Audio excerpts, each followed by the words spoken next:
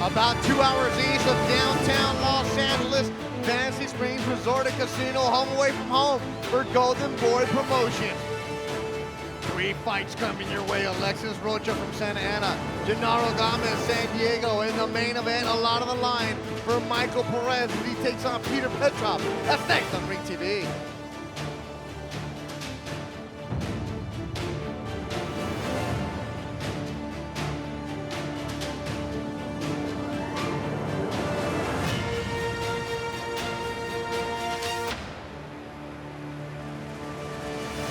Sun is setting over the Coachella Valley, about 100 degrees on the last day of September. Hot outside, it's gonna be hot inside.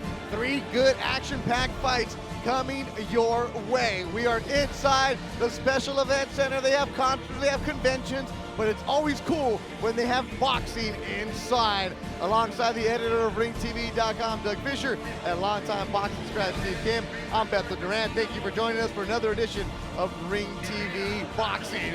And let's get to it. The main event is a good one. A lot of the line, guys could be fighting for a major world title if everything goes their way. And Michael Perez, only 1 loss on his books, Doug. Puerto Rican fighter from New Jersey. He's walking into the arena. What do we know about him? We know he was a very good amateur fighting out of the New Jersey area. As a professional, very solid fundamentally. He's a good boxer technician who likes to fight, but he can also box. And he's somebody who right here 4.5 years ago suffered the first professional setback of his career. He was knocked out in 6 rounds by Omar Figueroa. Since then, he has gone unbeaten in 10 fights. He's faced dangerous up-and-comers. He's faced experienced veterans. He has not faced a top 10 contender until tonight in Peter Petrov. El Zar, Peter Petrov, born in Russia, grew up in Spain, now calls Southern California home. And Steve, he's a fighter that hardcore fans are familiar with him, but for the uneducated, what is he? Well, the Russian Spaniard is part of a lot of a very solid crew of lightweight contenders, and he is a hard-nosed, solid, strong, physically tough grinder. And one thing about him, he consistently gives good fights, and he kind of burst onto the scene in America in 2014 by winning the Boxino tournament on ESPN, rolling through the likes of Chris Judd and also Fernando Carcamo. He is a very, very solid, tough man from Spain. But I'll tell you one thing right now, he's got a real fight on his hand, but most insiders expect him to win tonight. He is the slight favorite. Now, it is called a title eliminator in the WBA division in the lightweight section. What does that exactly mean? That means whoever wins tonight will be sealed, signed, sealed, and delivered as the mandatory to the winner of Jorge Linares and Anthony Corolla, who fought again last Saturday with Linares coming out on top. There was a rematch clause in what was a very good fight. Expect him to fight sometime in the early spring of 2016. And Doug, this was a very good scrap for 36 minutes. Oh, absolutely. I think it was the highlight of Jorge Linares' career. He is a 3-time title holder, but that Saturday in Manchester, England, he had to wrest the title from a very proud, very determined hometown favorite in Anthony Corolla. And you could also argue that it was 2-on-1. I thought he had to overcome some hometown officiating. It was a strong finishing kick that allowed him to take the unanimous decision. And I think he's going to be, once again, a very good fight next year. That's the main event. That's who Linares could be facing. Go to use their Golden Boy Twitter account. We have a poll up. Who will win the main event, Perez or Petrov? And right now, Petrov has the lead on the Golden Boy Twitter account. Keep voting all the way up until the main event. And tonight, use the hashtag RingTV. We'll be checking your tweets all night long. And that'll be a good one, the main event. I'm excited for that one. It's going to be a good one. Petrov and Perez. And we sat down with the Ring TV cameras.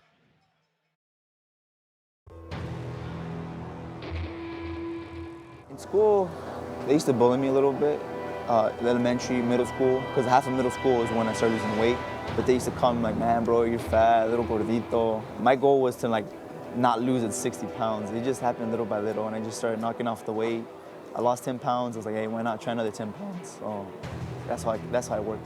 As a little kid going to Ronnie's and my older brother's amateur boxing fights, I used to hate boxing, honestly. But they put me in to work out, and I started feeling this rush, like, you know what, if I stick to this, I can get somewhere at it. I'm very happy with training, with my training camp. So far, I just practice the same thing, working off a stiff jab. I think I always got to work on being aggressive. My coach is always telling me to to always use a stiff, hard jab, because once I use my jab, it'll relax me down, throw my punches in combinations instead of just throwing one hard shot to knock them out. And basically working the body, because I know if I work the body early on in the fight, the head will fall towards the later rounds. The advice that Ronnie's always told me to stay confident, never get a big head, never get overconfident or anything like that. Always work hard in the gym and outside, always respect other people and be humble to them.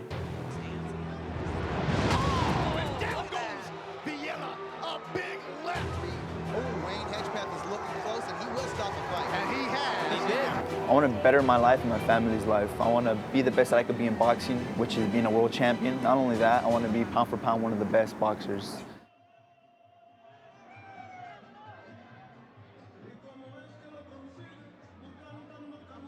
And here he is. That's Alexis Rocha, 4-0, Santa Ana, California. Hard-hitting welterweight prospect. And what I love about this, Steve, less than a month ago, he was in the ring at the Belasco Theater. He scored a quickie knockout, first-round KO. He's back again. I think that's exactly how young fighters should be moved. And speaking of young, still a baby, still 2 years within being able to buy a beer legally, just 19 years old. And I'd have to say among the family, that includes Ronnie Rios, he got all the punching genes. Caballeros, Oscar de la Hoya's Golden Boy Promotions, en asociación con Cerveza Tecate Born Bold, presenta ese cotejo pactado a 4 rounds en la división de peso welter. 4 rounds of boxing in the welterweight division. Your 3 judges scoring, sus 3 jueces, Rudy Barragán, Max De Luca y Fernando Villarreal. And when the action begins, the 3rd man, el tercero en la superficie, Eddie Hernández. Introducing to you first the fighter standing in the blue corner wearing black and red. Official weight 147.6 pounds. Presentando ustedes en la esquina Tecate Azul, vistiendo calzoncillo negro con rojo, con un peso de 147.6 libras. Representing El Paso, Texas, Estados Unidos, Colbert Lozoya. And his opponent across the ring, standing in the red corner, wearing blue and silver. Official weight, 147.8 pounds. Y su rival en la esquina Tecate Roja, vistiendo calzoncillo color azul con plata, con un peso de 147.8 libras. Professionally, he stands with 4 victories, and 3 of those victories coming by the way of knockout. Presenta un récord perfecto de 4 victorias, 0 derrotas, y 3 de esas victorias por la vía del knockout. De Santa Ana, California, Alexis Rocha. Y para dar las instrucciones finales, aquí está Eddie Hernández. Come here. See your glove. Let me see your glove. Mouthpiece? All right, gentlemen, I've been over the rules with you both. You know what I expect. Your trunks are a little high. We're gonna go here. Yours are a little high too, all right? Touch gloves, good luck. Eddie Hernandez, the referee, the tail of the tape for this one. Rocha, 17 years younger at age 19. He is 1 inch taller, and he has the reach advantage in this match. 19-year-old Alexis Rocha, 4-0, 3 KOs, getting ready to go. Opening bout here at a sold-out Fantasy Springs Resort and Casino. Great way to end September as we are underway. Beth Durant, Steve Kim, and Doug Fisher. The southpaw is Alexis Rocha. Lex, as they call him at TKO Boxing, and Santana is in the blue. Colbert Lozoya, 7-13, veteran fighter, El Paso, Texas, getting tagged early on. Alexis Rocha comes to work quickly. And guys, this may not last long. Colbert Lozoya has been knocked down 9 times. Just keep that in mind. He is 7-13. He had his decision lost in Lozoya in September. Actually, 3 weeks ago. I'm already in my October pumpkin face. There's Alexis Rocha, younger brother of Ronnie Rios. Mentioned it earlier, weighed over 200 pounds when he was 5'5". Went to the gym to lose weight. Chiseled out, and he's a solid 147. You've seen all 4 of his fights. Only gone the distance once. That was in June against Anthony Woods, a fighter who was not trying to get stopped. I see a lot of changes from that pro debut, Beto. He was, I mean, he was shot out of a cannon in his pro debut. He came out, he was looking for the knockout. He was going crazy to the body. Much more poised fighter in there. He's taking his time, setting his punches up, doing good work on the outside. And devastating down work goes Lozoya here in the first round, halfway through the first, through the ropes. Don't know if he's going to get up in this one. His foot was dangling off the end, and it is over. First round knockout for Alexis Rocha. Lozoya thought he had beat the count. Beto, that's what I call getting up at 10.5. I think he tasted the power early. He realized he was overmatched.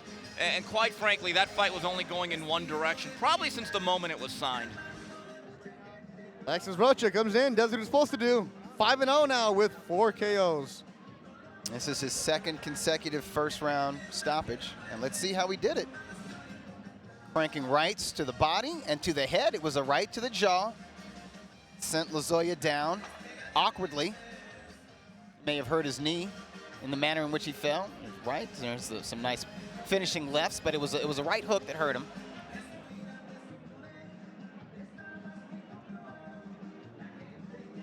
One thing is clear, Doug. Alexis Rocha is a real heavy-handed puncher from the southpaw stance, and punchers are born, they are not made. The question will be, and I think, again, this is still very, very early in the process, how will he develop his other tools, but he has that natural God-given ability to kick. I see development. I see physical development, his body. You know, as he's getting older, his muscles are getting tighter, getting, you know, stronger.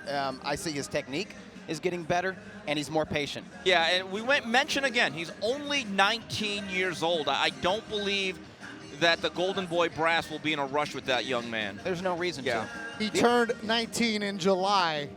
Did the Segerstrom High School alum Alexis Rocha, trained by Hector Lopez. There you see Hector with his New England Patriots hat. All the things that trainers have told me over the years to make sure to mention in a broadcast, like, can you mention my Patriots hat? Oh, yeah. There you go. Yeah, he is a huge Patriots fan. Yes, he is. Yes, no he doubt. is. He's proud and loyal. And he should be proud of his young fighter, Alexis Rocha, who's now 5-0. He's doing a great job, but I agree with you, Steve. There's no reason to rush this kid. The only reason you'd maybe rush somebody who's 19 years old is if they had like 200 amateur fights and they were an elite amateur. They were like an Olympian or whatever. But even then, you know, let them get into their 20s. Yeah. Here's our announcer. Pablo, our announcer from Tijuana, is getting ready. Handing him the mic. The Team TKO in Santana, California.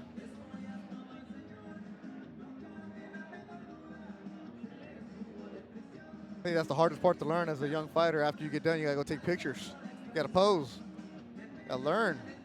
There you see Valentin. When the camera guys are giving you instructions, you gotta know what's up.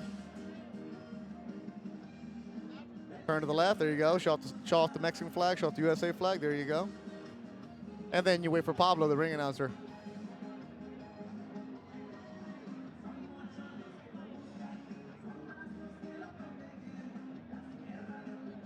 As Colbert, Lozoya comes over, shakes hands, raises the hand of Alexis Rocha. I think he's gonna be like, you know what? I fought that kid when he was only 4-0. From the looks of it, Alexis Rocha has a lot of potential, a lot of upside on him.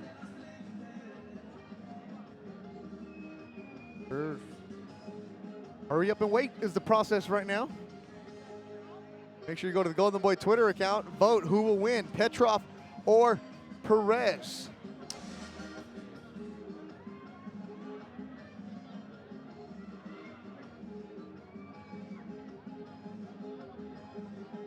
So a kid who weighed over 200 pounds, a gordito as they say in Spanish, now a chiseled 147, had no problem making it. He's actually underweight. Looking at his frame, Beto, at age 24, 25, I could easily see him growing one day into a middleweight. Absolutely. Yeah. Damas y caballeros, tenemos el tiempo oficial de 1 minuto 40 segundos en el primer asalto. We have the official time of 1 minute and 40 seconds in round number 1. Declaring your winner by the way of knockout. Su ganador por la vía del knockout, Puritito Santana, California, Alexis Lex Rocha. First round KO for Alexis Rocha. Third time he stopped the opponent in the first round. The other time that he stopped him was in the third. 19-year-old Lex. This gives it a chance to use Steve Kim's news and notes right now as he gets interviewed by Spanish TV, as we're going to check out the highlight of the fight. Crack staff putting it together. I mean, whoever's working the replay tonight, getting their money's worth. Yeah, and this is no surprise given the fact Lozoya has hit the canvas many times, and this will be his 10th knockout loss. But again, I agree with you, Doug. I think there is technical development. I think we're going to have to find out a little bit more. I think one thing that's going to have to be found out is how does he operate in the second half of, let's say, a 6-round fight. It might be at that stage, and again, still very early, but do you now find him a spoiler type just to get him a few rounds under his belt early on? Right, maybe an opponent kind of like that Jonathan Navarro faced earlier on tonight's card. Somebody who's a survivor, who's quirky, who's unorthodox, who's going to move, frustrate you a little bit. So the kid goes some rounds and is in there with somebody that is not readily there to be cracked. Because when this kid lands on you, it's generally over. But I love the nice, short, compact punches that he had on the inside. And before we get to him, Steve Kim's news and notes. We're going to get one right now, Steve. December 17th at the Forum. What do you got? Well, I'm the Pointer Sisters. I'm so excited. We've got a fight between two guys that are no strangers to Fight of the Year. It was made official by Golden Boy yesterday, confirmed by everyone involved. Takashi Miura will fight Orlando Salido. Now, this will be for the WBC Interim 130 as Francisco Vargas nurses from that war on June 4th. Doug, I think this fight is a can't miss, given the fact the combatants involved, I think, make a strong argument for being the last two Fight of the Years. And we're going to make a strong argument for Steve. Both guys have been in their share of Fight of the Year candidates as Alexis Rocha replaces Steve Kim here in the broadcast booth. Don't worry about the sweat. Alexis Rocha is jumping in right now. Carla Lustenau, Director of Travel, make sure to jump in with us too. Nice red shirt, Lustenau. Alex Rocha, that's the girl that booked your travel, right? It's not that hard to book your travel to India when you can only one round, bro. I mean, I always got to go in there cautious, but I got to go in aggressive at the same time, Your last fight was less than 30 days ago. Yes. It was just August 19th at the Blasco Theater. Yeah. What's it like when there's less than a month between fights? No, right after my last fight, I went straight to the gym. Actually, the next day, the fight was on a Friday. The next day on Saturday, I went straight to working out. So how much sparring do you do when there's just a couple of weeks in between fights? We get about 4 weeks, 5 weeks. We try to mix it up. We don't want to overwork also as well because I just fought previously, so I'm keeping active. I'm pretty sharp. I'm right off the gym. I don't gain too much weight. Now, you have an interesting perspective on the main event tonight. Petrov and Michael Perez. You know him well. You sparred them both. Yes. How do you see that one? Actually, man. Don't make a prediction, but no how do you prediction. see it going? It's gonna be a war. I can expect that. It's gonna be a war. Mike Perez, he's a great boxer. He loves boxing. Using his jab, using his reach. Petrov comes coming forward, so it's gonna be a pretty interesting fight. Alexis Rocha. At one point, you said it. You were the gordito over 200 pounds. Yes, sir. You're now fighting at 147. How do you feel at this weight? I feel strong. I feel very strong. I make the weight very comfortable. I don't struggle or anything. But yeah, I see myself another 2-3 years. I'm still 19. I'm still developing. I'm still a little kid. You've got the frame where I could easily see you fight at 54? junior middleweight. Yeah. But if you can make 147, Yeah, and why you feel not? strong and Yeah. you feel fast, this Yeah, welterweight's a great division. Exactly, yeah. So let me just outgrow the weight class, and then I'll go to 54. So no, your hands feel fine. Obviously, not a mark on your face. Could No. you come back in like 3 weeks? Would you be Yeah. comfortable doing that? Of course. And the plan's to be active, and thank God, Golden Boy. They've been keeping me active, giving me great cards like this. So I gotta thank them. well, it's all Golden Boy's Yes. not busy in October, but November there's 2 fights. We're actually fights. going to be back here November 18th. Yeah. If maybe talk to Hector, let him know. What I really want, I want to fight, and my brother's on the card. I don't know when he's fighting, but hopefully in December or something like that. and hopefully I can fight under his undercard. Brother Ronnie Rios, Yes, sir. Segerstrom High School alum. Santana. Santana or is it Santa Ana? Both, Santana, Santa Ana. There's the camera. Say what's up to your people. Hey, everyone, thank you back home in Santa Ana. Everyone in Santa Ana, thank you so much. Appreciate all the support. Santa Ana, Santana. We're in India. We'll be back with more on Ring TV.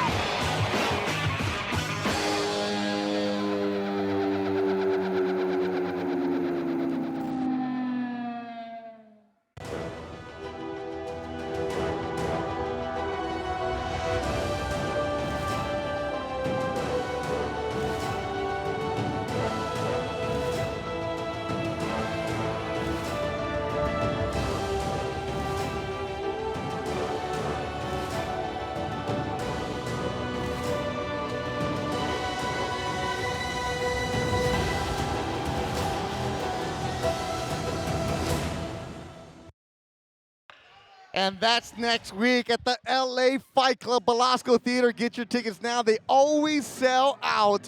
Our next fight coming up, Genaro Gamez, Vernon, Alston. Gan is 2-0 from San Diego, trained by Robert Garcia, 21-year-old fighter, and he sat down with our Ring TV cameras. This fighter is somebody that Golden Boy is really high on.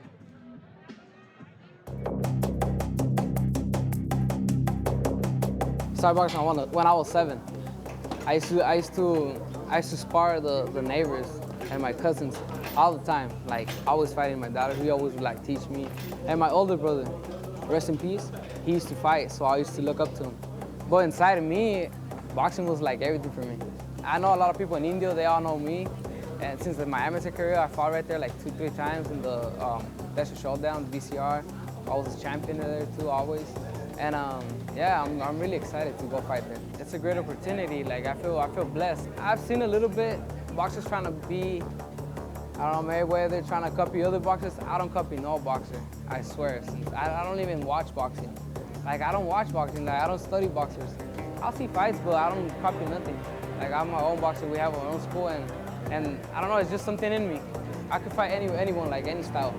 And yeah, I think that makes it different. I don't copy nothing. It's just natural thing that I have in me. It's a talent that is in me. I can't even explain it. It's just in me. It's natural. Something natural. I don't fake it. I don't copy no one, and it's just me. I'm a humble person, but and the ring is different, you know. And in the ring, I'll fight anyone my way. Anyone. Like I'm talking about anyone. I always get ready, and what happens, happens. And it's just me inside the ring. Condeno la gente. Condenado. But if the knockout comes, it comes. If I have to go long distance, I'll go long distance. Since I was little, I always wanted to be a world champion, and the opportunities coming my way, I'm gonna take it. And there he is in the locker room. There, over his shoulder, there you see Michael Perez. As Robert Garcia is training both of them back to back. Genaro Gamez, as Robert said, by this time the work's already done. These guys are ready to roll. Gamez from San Diego. His dad also is corner Luis Gamez. As it's a co-training. Robert does the most of it. Luis, his father, former fighter in Mexico, has trained a couple fighters that fought in Tijuana. Now he's running his son's career. Robert says, good job just going back and forth. And let's look at the highlights of his young career.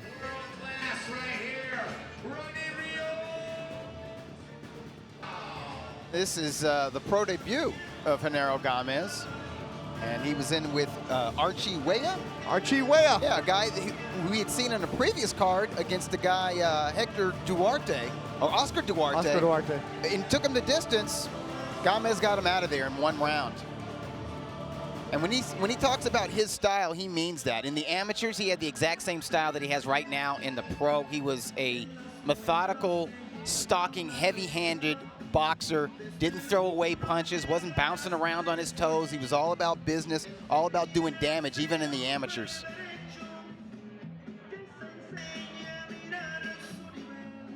And he's got his game face on now. He's getting into that fighter zone backstage. backstage. And one thing that's very evident, Doug, you talk about the temperament of a fighter.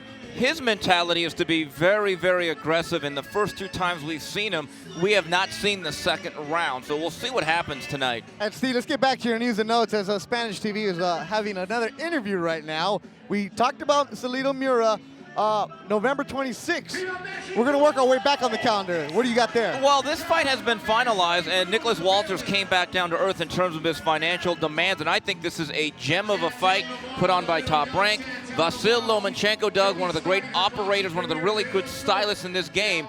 He'll be taking on Nicholas Walters on HBO. Yeah, it's 2 former featherweight champs meeting at 130 pounds, where Lomachenko holds the WBO 130-pound title, and Lomachenko is recognized as a pound-for-pound elite boxer.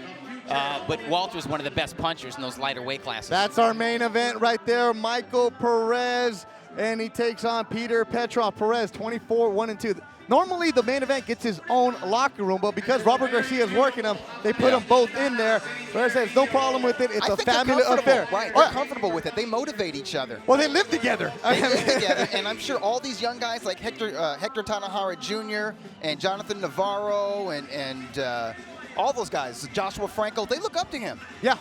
He's more advanced in his career. He is now where they want to be in a couple of years. So they learn from him, just watching him go about his own career. That's the eliminator for the WBA in the lightweight division. We saw earlier it was Jorge Linares over Crolla. The highlights from that one. Steve, back to your news and notes. November 18th, we are here for another Golden Boy edition show. November 19th, though, where are you going? Well, right from here, I'm going to actually take what is then a 2-hour drive to Las Vegas as Sergey Kovalev takes on Andre Ward. It was announced by Golden Boy today, November 18th, at this very same venue. Mauricio Herrera looks to bounce back from his loss against Frankie Gamez against Juan Pablo Cesar Cano, which should be a really good crossroads bout. Going back to December 17th, guys, obviously everyone's going to talk about the main event of Miura Salido. I think that is peanut butter and jelly. My understanding is there's a chance that Golden Boy will get 2 other fights on that HBO broadcast. Okay. And I think Joseph Diaz certainly will be in the mix. And this is what these young fighters on this stage are fighting for, is, as we like to say, graduate to a bigger, more lucrative platform. Yeah, go and check out the Golden Boy YouTube page. Any fight that we've called, it's there for you. You go and check out the fight from the Belasco here at Fantasy Springs. Also, the young Joseph Diaz when he fought here. Go and check out the Golden Boy YouTube page. Joseph Diaz. Well, he's old now. Well, he's pay-per-view. He doesn't know us anymore. Okay. But Yeah, we he's a know big him. timer. And then working back November 5th in Las Vegas, there's another show. Well, Pacquiao Vargas is going to happen. Top Rank is going at it themselves. The undercard's been rounded out. I think the best fight on the card, Doug, I don't know if you agree with me, Jesse Magdaleno challenging WBO 22-pound champion Nonito Donaire, and also Oscar Valdez making his first title defense. Anytime he fights, I want to watch. And then you mentioned Magdaleno, his brother Diego Magdaleno. We're going to see him next Friday at the Belasco Theater. He takes Art Hovhannisyan in the main event. Diego Magdaleno, the last time he was in the ring, was knocked out by Terry Flanagan, and he is making his way back training with Joel Diaz. Belasco Theater, get your tickets. It always sells out. LA Fight Club. Bethel Duran, Doug Fisher, and Steve Kim. Doug, your mailbag, where can they reach you at?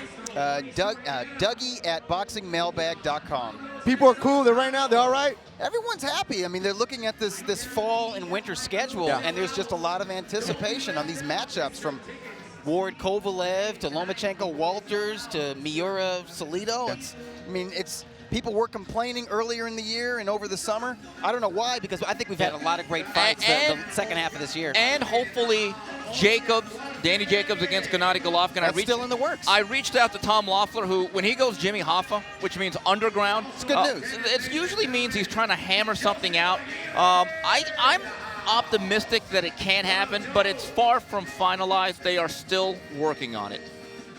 Steve Kim, Doug Fisher, Bethel Duran. We'll be back with more on ringtv.com.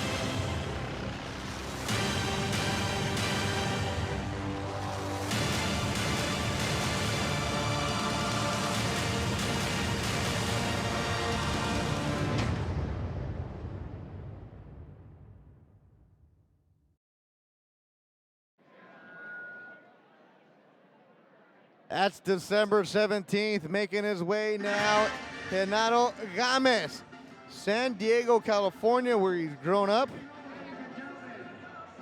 TV co-main event live on Estrella TV, brought to you by Oscar de la Hoya's Golden Boy Promotions, making his way into the ring first. Make some noise for Vernon Alston!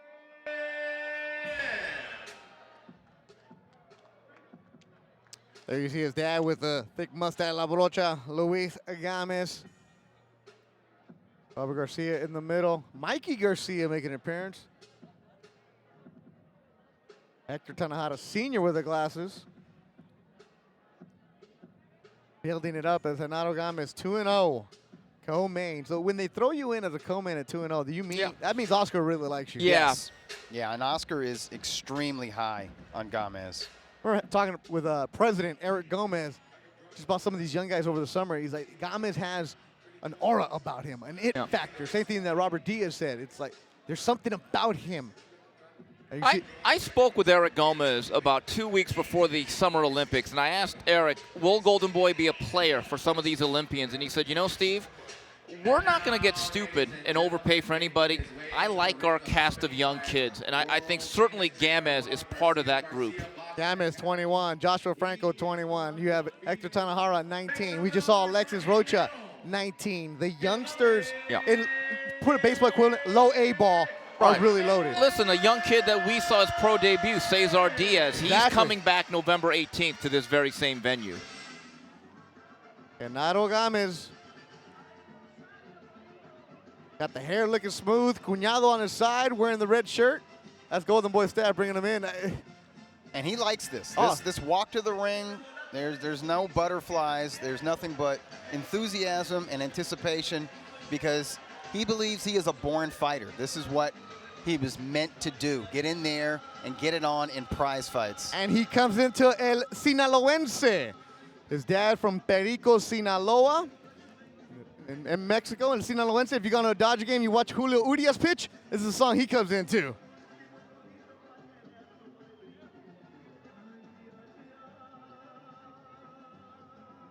Vernon Alston in the ring. And Genaro Gamez ready to go. Our co-main 6 rounds in the super featherweight division. You can go to the Golden Boy Twitter account. Who will win, Petrov or Perez? Earlier on, Petrov was up 56%. Where is it at now? Oh. All right, Perez with some port. Wepa, they're watching us in Jersey, huh? Hey, listen, he's got the youth. 26 years old. Petrov, 33, and a lot of fights. 43 professional fights. That's wear and tear, but it's also experience.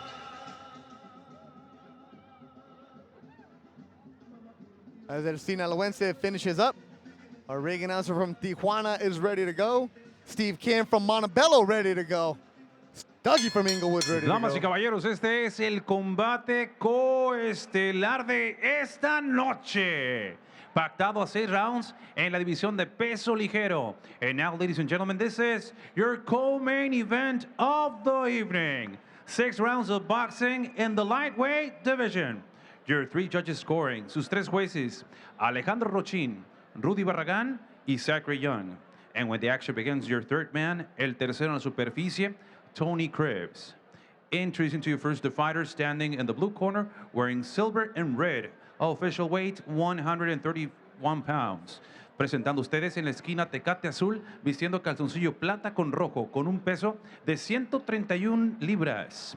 Professionally, he stands with 9 victories, 6 losses, 1 draw, and 7 of those victories coming by the way of knockout. Presenta un récord de 6 victorias, 9 victorias, 6 derrotas, un empate y 7 de esas victorias por la vía del knockout.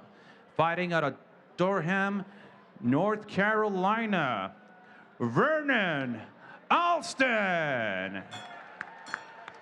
And his opponent across the ring, standing in the red corner, wearing black trunks with gold trim. Official weight, 134 pounds. Y su rival, peleando en la esquina Tecate Roja, vistiendo calzoncillo negro con dorado, con un peso de 134 libras. Professionally, he stands with 2 victories, and those 2 victories coming by the way of knockout. Presenta un récord de 2 victorias y esas 2 victorias por la vía del knockout. Representando San Diego, California, Estados Unidos. Damas y caballeros, Genaro, el Conde Gamez. Y para dar las instrucciones finales, aquí está Tony Krebs. Vernon, coach. Genaro, coach. Okay, guys, your trunks are great. Obey my commands and protect yourselves at all times. Touch gloves. Good luck. Go back and wait for the bell. Tony Krebs, third man in the ring. Let's look at the tail of the tape. Gamez at age 21 is 7 years younger. He is 2 inches taller, but Alston has a very slight reach advantage. Genaro Gamez, 21, started boxing as a young kid. His dad actually boxed a couple times professionally in Mexico. Dad, like mentioned, trains a couple fighters, but now all the attention is on his son, Genaro Gamez, who's 21 years old. Has an older brother, also boxed, not as a pro, but has an older brother. Gamez, fighting family, younger brother also boxes. Dad nicknamed El Gallito. He's now training his son alongside Robert Garcia. Genaro Gamez, 2 fights in the books, both first round knockouts. Turned pro in April. Second fight was in June. As I said earlier, the style you see right now from Gamez, this is exactly how he fought as an amateur. He had a professional style as an amateur and was good enough to be a U.S. national champion. Good right hand from Gamez early on. Body work from Gamez, attacking, going upstairs again. El Conde, the nickname he means he used to condemn his opponents as an amateur. He's trying to do that now, and he drops Alston here early in the first round. A lot of friends and family driving up from San Diego, and Gamez has Alston going here in the first. Alston 9-6-1 in his career. He's getting worked. That left hook got him, body work. Gamez is coming in quickly, trying to end it. Good right hand, body work. Upstairs, going is Gamez. You notice Gamez does not waste any punches. No, he doesn't. That's it! Oh! You got him? Yeah. He literally landed in our lap, ladies and gentlemen, and Beto Duran actually saved him from falling on his head. Yeah, Tony Krebs has waved the fight off. Sometimes the fighter will get 20 seconds to get back into the ring if he's in condition to, but Krebs recognizes that he's out of it. Well, I'll say this, Gamez with the victory, Beto Duran with the save. Good job, Beto. That was crazy. He literally fell through the ropes right at me, and I caught him. If I don't put my hands out, he gets the floor. Yeah, and that's no good. This is a hard concrete floor. Let's check out the replay from the knockout from Gamez.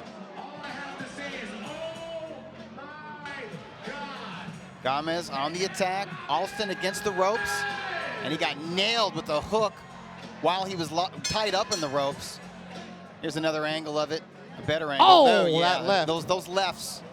And right under the chin, and Beto with the save. Jeez. Great job, Beto. I thought Gamez actually fought at a more measured pace, maybe trying to get in a round or two. Bottom line is, Alston just didn't catch very well. Now, his punch resistance has never been that good, but he is a very quick and athletic game opponent. He's the kind of guy to give most fighters who are just 2-0 some trouble, at least take them a few rounds. Gamez, he's just too polished in there. His confidence is something else for a guy with just 3 fights under his belt now and having never been out of the first round. You know, it's what they used to describe Fernando Vargas as a young prospect. Instead of being not ferocious, but precocious. Yeah. There you see his dad, Luis Gamez, y saludos a todos de Perico, Sinaloa, El Pachuco. Miraron a su muchacho con el knockout in the primer round. 4 brothers in the Gamez family. They saw their youngest brother with the first round KO. I'm still trying to gather myself around here. Don't mind me here. Beto, I'm going to call you Eric Gagne. Because you got the save. Seriously. I'll call you Allstate. Good hands. Dude, but the thing is, though, he was out. Yes, he was. His body was limp right here. Yes, it was. Like myself and the timekeeper had to push him back in there. There's the left. I'm sorry, there's the left and then follow up right. But these lefts right here, that one right there, and then this one right on the nose. And he's out. He doesn't have control of his body. And that's my blue shirt. Save him. There's no. There you go. You and the timekeeper. Wow. At this point, you guys have much better reflexes than Alston does. Wow. And there you see his face. He was keep him from completely hitting out. this hard concrete floor, which, Well, you know, it could save his life. It's the chair. Where this chair is at right here, there is Right. nothing. Yeah. He would have gone straight down Beto, there. Allstate Duran. How about I mean, Genaro good Gamez with a Yeah. 3-0, 3 KOs, 3 professional fights, all first round knockouts. And you know, Beto, on a serious note, that's why the length of the ropes, the height, like you look at this bottom rope, you just wonder based on what happened, should it be a little bit lower? And in fact, the 4th rope was put in to actually save fighters from awkward falls and fighters kind of getting out of the ring and getting caught up. That happened about 30, 40 years ago, that changed. Right, and in fact, there were some fighters that died that way. Yes. There was a fighter from Springfield, Ohio, featherweight champ, Davey Moore. Davey Moore. And he got caught in that middle rope Yeah. and his head hit. Yeah. You know. And there you see that rope right in front of us right here. That's the one that was added on, as you mentioned. Yeah. It. The good news, Vernon Alston on his feet in his corner. Doctors checked him out quickly. I'm glad he's okay. Yeah. He Seems took some. good. He's looking up. And he just never got started tonight. Well, how could he? No. Well, he's somebody that if you give him the room, if you give him the space and time, and he gets in his rhythm, he's very dangerous because he's very quick, explosive, and athletic. But Gamez is just very good at getting in range, and when he's in range, he lets the right punches go at the right time, and everything is heavy and accurate. Yvette, Gianna, Luis El Cabezon is the family members for Genaro Gamez. Luis actually always tells him, throw the uppercut and body shots, the younger one. Well, he paid attention. There you see one of his brothers also, all of them amateurs. Southwest High alum in San Diego. Oh, he's going to go back to the 619, 3-0 with 3 KOs. Steve, you were talking about how Eric Gomez told you they didn't sign any Olympics. Yeah. But the young stable for Golden Boy, and it's not hyperbole from us, it's not because we work for them, but these are kids who are legit making name for themselves quickly. Yeah, and they have that look. And sometimes, even though they're not tested, they don't have the track record, as Larry Merchant would say, sometimes you have to trust your eyes. I mean, when I see a Virgil Ortiz, Doug, I say to myself, I would buy stock in that guy. Right. Genaro Gamez. Good thing I didn't use all my strength playing golf this morning. played actually here at Eagle Glen at Fantasy Springs with Mario Ruiz, works at ESPN, and you joke, maybe I should save my energy for tonight. Who knew I was going to save a guy coming through the ropes? And on a serious note, this is why the commission, as we look at the ring apron and you see what is around a lot of the tables, they are all actually very, very much sticklers for what sticks out, how far our screens are, where the tables are set up, just because of what happened to Mr. Alston. Use the hashtag RingTV. We'll read your tweets later on the night. 1 minuto 30 segundos. En el primer asalto, we have the official time of 1 minute and 30 seconds coming into round number 1. Declaring your winner by the way of knockout. Su ganador por la vía del knockout. Y aún invicto. Puritito San Diego, California. Genaro, el Conde Gamez. El Sinaloense can jam again. Gamez officially gets it. As Vernon Alston is escorted out of the ring, walking out of the ring, great sign. He was just caught. Oof. And Steve, you said this to Alexis Rocha, or Doug, you said to Alexis, nothing on you, first round, you can come back in 3 weeks. If your hands are healthy, your face is clean, why not come back in 2 weeks if you can come back in 2 weeks? Well, we have him next week. I think the card at Velasco's already full. Yeah, that's filled up, but maybe November 5th? November 18th here. November 18th here. Or maybe December 17th in Inglewood at the Forum. Yeah, let's look at the Golden Boy calendar. Next Friday, Velasco about to sell out. Go and get those tickets there. November 5th, Emilio Sanchez is the co-feature on that. Who's the main on that one? I don't think that's been decided yet. That'll be there, but that'll always sell. First Friday of the month at Velasco, always fun. November 18th, back here at Fantasy Springs. Mauricio Herrera, Pablo Cano, that'll be a good one. Herrera brings all that Riverside crowd with him. And then December 17th at the Forum, Steve said it's fighters that Golden Boy works with in Mura and Orlando Salido. and you can throw the Golden Boy fighters on there. Yeah, and one note about Francisco Vargas, my understanding is that he has to fight his WBC #1 contender, Miguel Roman. Now, after he takes care of that obligation, at that point, then he's going to have to fight the winner of December 17th, Salido and Miura. So there's a lot of good stuff going on at 130. Yeah, you tweeted, oh, your boxing calendar, Steve, is all quiet. All you had were Miami games. Yeah. All of a sudden. Well, here's the thing. The next 4 weeks, we're calling it Darktober, because they are going dark. In essence, the game of boxing, I think they're stepping aside for the World Series, the football season. Let's face it, not a lot going on at the top level. But Doug, from November 5th to about December 17th, as you said, I don't think any sane, rational boxing fan can complain. We'll be back with more in Indio, California. You're watching Ring TV.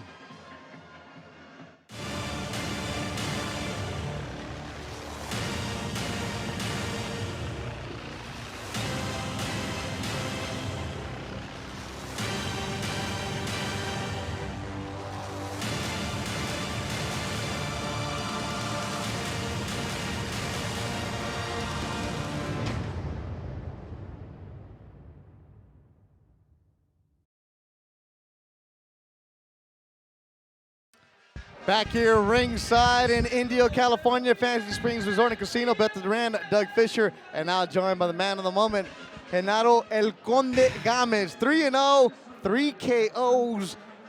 Did you even, oh, you did break a sweat, right? Okay. I did. How did you feel in there? In the dressing room, not during the fight. I felt great. I did a great training camp, and I was just doing my thing. Did you do your homework on Alston? Because looking at some stuff on him on YouTube, he's an athletic guy, very quick, very mobile. Do you watch him, and did you come up with a game plan, or you just always fight your fight? Yeah, they showed me the fight. I saw a little bit.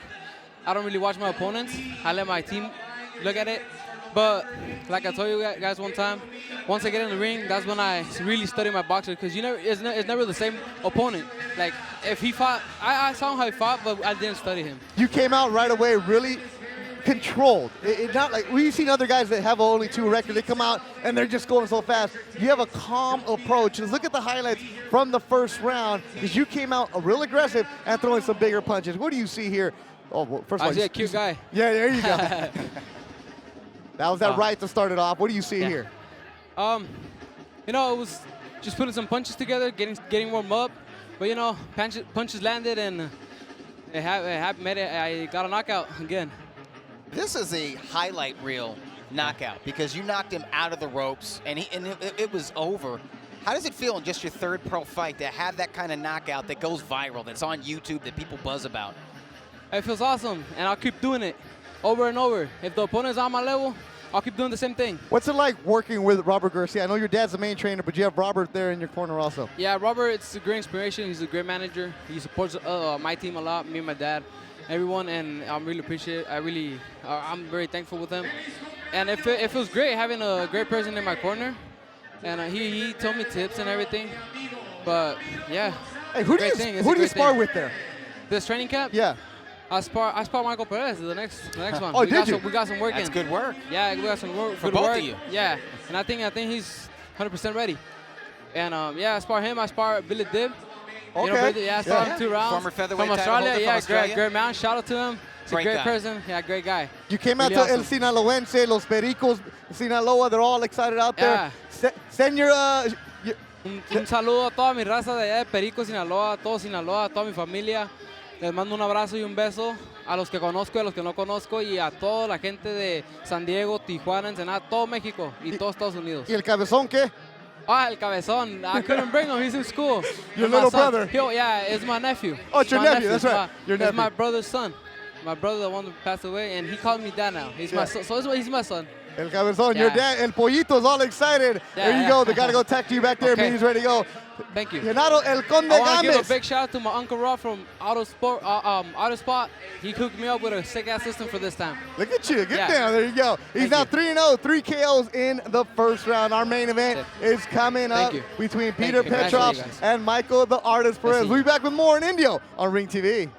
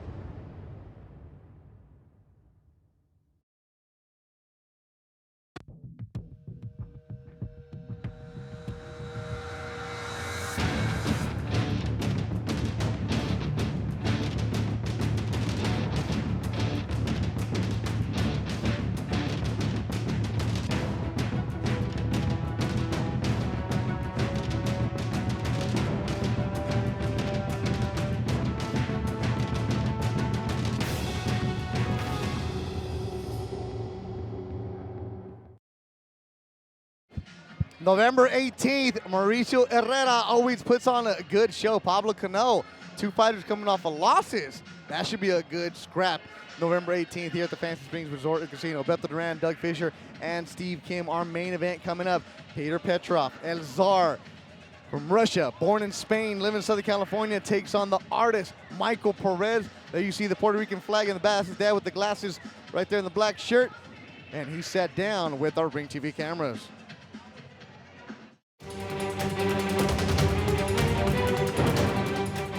I used to fight a lot in school, not because I picked on people. I used to actually, you know, see other people getting bullied on and stuff like that, and I used to, like, fight for other people.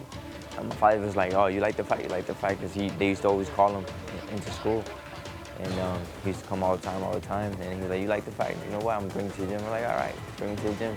Went to the gym, and just fell in love with the sport, man. I was doing good. I did my amateur career. I was winning a lot of national titles, and you know, I did a good name for myself in the amateur scene. And then, you know, it was just evident to become pro. I became pro at the age of 18, straight out of high school. Just coming out here, the method that Robert Garcia uses, obviously it works. You know, he got multiple world champs, and that's what I was looking for. And you know, I'm always trying to progress, always trying to be better at what I do. And that's what we're searching for, and that's what we did. And we came out here, and it was all a good idea, I think. You know, and until today, you know, I've won with Robert. I won the NABO title, and now we're fighting for a title eliminator. This is where we want to be. This is a fight that we got to win to take a hold in the next step of my career. And you know, we're gonna go in there with 100% ready, mentally and physically. And you know, we're gonna win this fight. We're gonna win this fight. I'm very confident that we're gonna win this fight. I got more talent, more tools, more arsenal than Peter Petrov. And I'm ready. Michael Perez, Michael Angelo Perez, actually. That's why the nickname, the artist. And you see Eddie Gamez with it. Watching the homie Artist Perez go to work, rooting for you tonight to get that victory. Also watching Lamont Roach Jr. Lamont Roach, always good at promoting. Turn to Ring Magazine and page 86 November issue to check him out, Lamont Roach Jr. New faces, yeah. There you go. Team No Excuse, say what's up to the security out there in Washington, D.C. And keep those tweets coming. As who's in Paramount right now? Fabian562 watching Ring TV Live in Paramount. We appreciate that. And the updated Twitter poll here, Steve. And also one last one, Patrick Smith, you guys ever had someone fall into your laps? Well, Beto just did. I just did. And who's going to win the main event? It started with Petrov, then it was Perez, and Martis Perez. The artist, he's got support. There it is, 60-40. Go to Golden Boy's Twitter account. You still got a couple minutes. And Ramon Ayala's Tragos Amargo is jamming here at a sold-out Fancy Springs Resort and Casino. And if it sounds like I'm yelling, it's because it has gotten super loud in here. And Beto, one note, you asked me November 5th, who was the headliner at Belasco Theater, or just texted Robert Diaz. He says Manuel Tino Avila. Oh. Will be on top of that bill. Good to see him back. Coming down from Northern California, so keep the tweets coming right now. And yeah, the tweets about the Genaro Gamez knockout, pretty crazy. No, this needs to be on SportsCenter Top 10. I want to see Beto Duran with the sure hands land on that segment. You know, the thing, usually my notes are nice and neat. Yeah. They were everywhere, and I have no idea where my pen and highlighter is right now. Take a lot of pride in that highlighter, like Digger Phelps, but nah, it's up here. Oh, what do we got? We're going to watch the highlight of Beto's save. See, Steve, I remember when two heavyweights fought for the first time. I think it was Oleg Maskaev against Hassan Rahman. Maskaev knocked him out of the ring. Now, our play-by-play guy caught the fallen fighter. HBO's play-by-play guy, Jim Lampley, just kind of watched him slide by. But he was great with the call. It was like, Hassan Rahman has hit the ground right beside me. Representing Russia. Make some noise for Peter. Gigi, yep. See, and the thing is, that says it all. Because Vernon Alston was able to get up right away under his own power, walk off of the ring, we're able to talk about this right now. But it was an impressive knockout by Genaro Gamez as our main event fighter making their way. WBA lightweight title eliminator. Steve, what exactly does that mean? That means the winner of this fight will be guaranteed a shot of the winner between the rematch that'll take place next spring between Jorge Linares, who won the title last week, and Anthony Corolla. I got to tell you what, Petrov already wins points with Doug Fisher entering to Metallica. For whom the bell tolls. You're a rock guy, Dougie? Metal guy. This is classic metal. This is, I mean, listen, you don't have to be a metal fan to be into Metallica. Steve's over here dropping Pointer Sisters. You're dropping Metallica. So what does that say? We are eclectic. We are eclectic here on Ring TV, Duran. For whom the bells toll. Man, we're our own boxing Pandora. And this is Petrov's last fight against Marvin Quintero. And it was a shootout. It was Petrov's right hand versus Quintero's left cross. And it was Petrov doing the more severe damage, earning a stoppage because of the condition of Quintero's eye. And you could see it. You see his left eye right there. It's completely closed. And that's how he won that fight. And that's why he's in position tonight. As Michael Perez enters the ring. The artist, Michael Perez, coming in, Newark, New Jersey. You see the regional belts that he brings into the ring, and both of these guys have won the regional titles, the North American titles, the NABA, the NABO. They've been ready for a long time to step up to this world-class level. And Doug, you mentioned this earlier. It was about 4 years ago that he was overrun by Omar Figueroa. Then later on, in a fight against Fidel Maldonado in this very same venue, he fell apart late physically. This event center here at Fantasy Springs has been a little bit of a house of horrors for that man, Mikey Perez. Yeah, he hung on for the win. It was a split decision win against Fidel Maldonado. Maybe a gut check. Maybe that was good for him to have those hard 10 rounds. And he had a string of 10-round decision victories that I think might serve him well if this fight goes the full 12.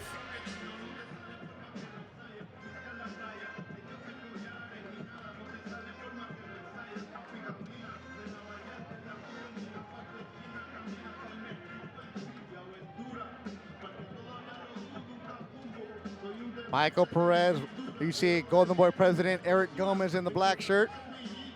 Robert Garcia, his trainer. Whispering last words of wisdom.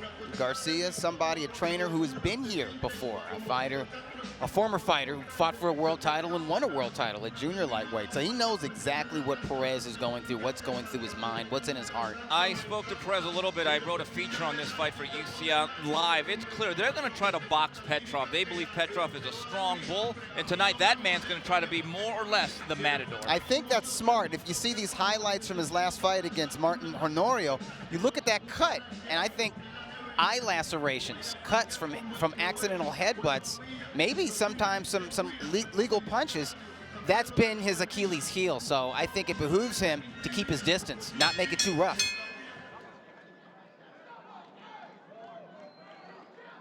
Damas y caballeros, este es el combate estelar de esta noche.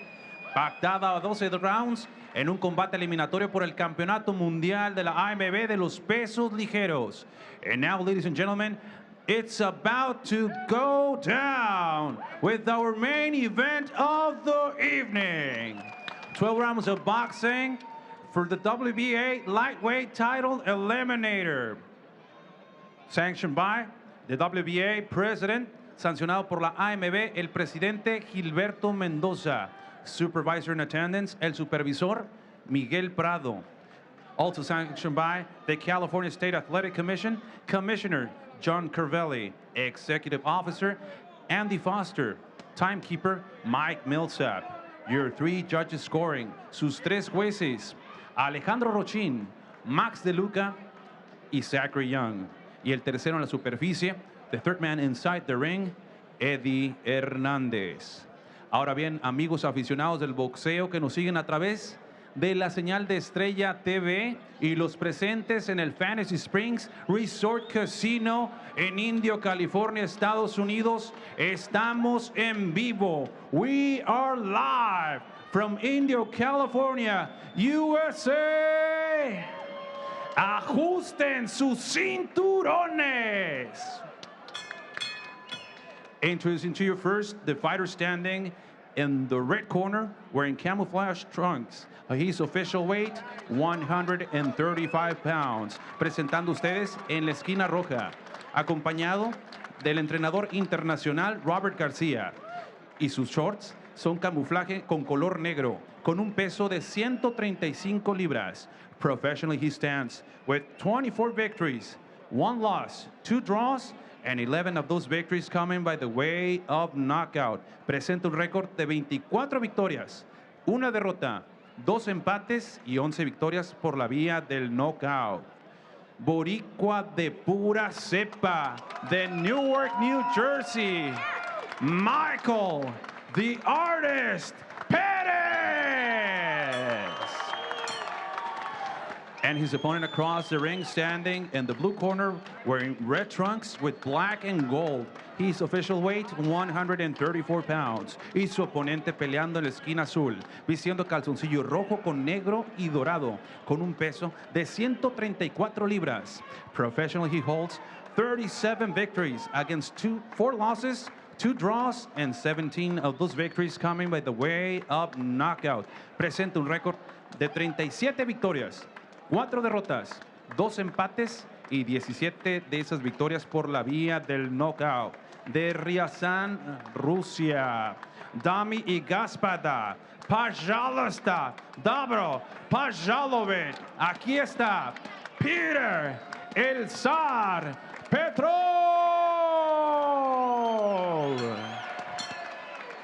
Y para dar las instrucciones finales, el referee, Eddie Hernández. Alexis, all right, gentlemen. I've been over the rules with you both, and you know what I expect. Touch gloves. Good luck.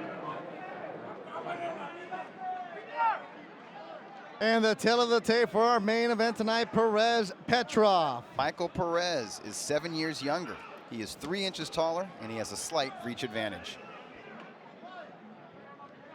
This one will be 12 rounds in the lightweight division. Get ready to go. Sold out Fantasy Springs Resort and Casino in Indio, California. That was wrong. Underway. Michael, the Artist Perez, Michelangelo's name, in the camouflage. Peter Czar Petrov. Lived in Madrid, Spain when his parents moved there when he was 12 years old. Now living in Southern California. Petrov's the guy, Steve, correct me if I'm wrong, he's the one who came on a couple years ago because he won that Boxino, right? Yes, and it's interesting, he actually speaks fluent Spanish. Makes it like a Spaniard. Good Vos in there. The Boxino tournament was basically his comeback from a decision loss to Dejan Zlatikanin, yes. Who is now the WBC lightweight title holder. And no shame in losing to Dejan. Excellent lightweight. Probably consensus ranked in the top 3 in the world. He's in the red trunks. Michael Perez, Newark, New Jersey, Puerto Rican blood. Won some regional belts. He's a fighter. A couple years ago, just said, that's it, I'm leaving my comfort zone. And he moved with Robert Garcia. Everything about him was comfort. New York, New Jersey. Had some fights in Puerto Rico, trained in Puerto Rico. Never could really find that, and he said, that's it, I'm moving. Liked Robert Garcia's attitude, the way he was approaching things. Moved his camp to Southern California. Now he's the older statesman of that house with a bunch of younger fighters who are 18 and 19. They look up, you're right, they look up to him. He leads by example there. You know you have a young stable when the old man is 26 Yeah, years old. exactly. That's a young group of boxers. Yeah, they get out, run everywhere together, do Santa Monica Stairs on Saturdays. They're living and training in Riverside. An interesting matchup. See, I remember reading your piece this week on UCN, and the way you set it up, this is easily a toss-up fight. It is. I don't think there's any doubt about it. You ask 10 boxing insiders, I don't think it'd be any wider than 6-4. I do get the sense most people think that it is Peter Petrov whose physical strength might be the edge in this matchup. Yeah, they like his physical strength, they like his durability, they like his last couple of performances, and I think a lot of them just like his maturity and experience. I mean, he's got 43 professional bouts. And he's on a nice little 5-0 run. You see, he's not just about brute strength in there. He's got craft, and he's very sneaky. Both guys. This is a really interesting first round because both guys have had their moments. Neither guy is in a rush. They're taking this round to take each other's measure, trying to figure out which each guy is bringing to this dance. But it does seem like Petrov is now finding sneaky ways to land that right hand. I think he's landed the more significant punches here in the first 3 minutes. Final seconds of the opening round. It is scheduled for 12, an eliminator in the lightweight division.